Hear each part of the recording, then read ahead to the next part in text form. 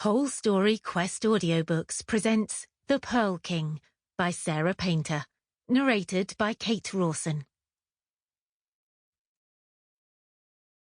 Chapter 1.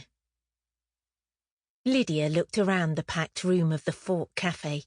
She did not know how to finish the story she had begun, or how the audience was taking the tale so far. Uncle Charlie had his arms crossed, and his expression was unreadable. Lydia almost wished he would interrupt or start an argument, anything except the terrifying stillness of his face and body. She was glad he had his sleeves pulled down and that she couldn't see the tattoos which covered his forearms. They moved when he was angry or worried, and Lydia wasn't sure whether that was something that everybody could see or whether it was another facet of her own abilities. She was so used to keeping those under wraps and secret from Uncle Charlie and the world that it was just a habit now. She hadn't slept in 24 hours, and her eyes were gritty.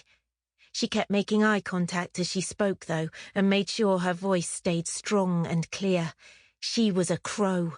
More than that, she was the daughter of Henry Crow, who was the rightful head of the family.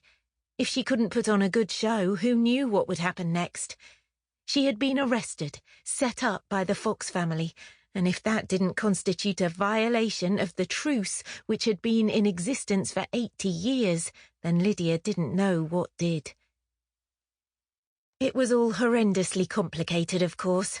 She had been working for Paul Fox in good faith, developing a trust and a rapport that nobody in the room would believe or be pleased about. When she had been set up for murder, one of Paul's brothers had given the police a false witness statement to bolster the case. Lydia still wasn't sure whether he was working alone or whether she had been duped by Paul. All she knew was that she had to calm things down and make sure that nobody in the room went off on a revenge mission against another family or the police. She had to tell a good story, and fast.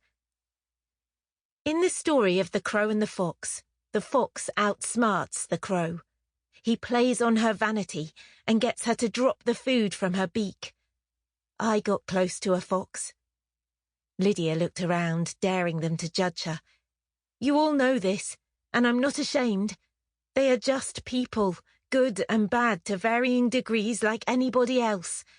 The point is, though, that I have spent time with the Fox family, and I have learned something very important. She paused for effect. Crows are smarter. Sample complete. Ready to continue?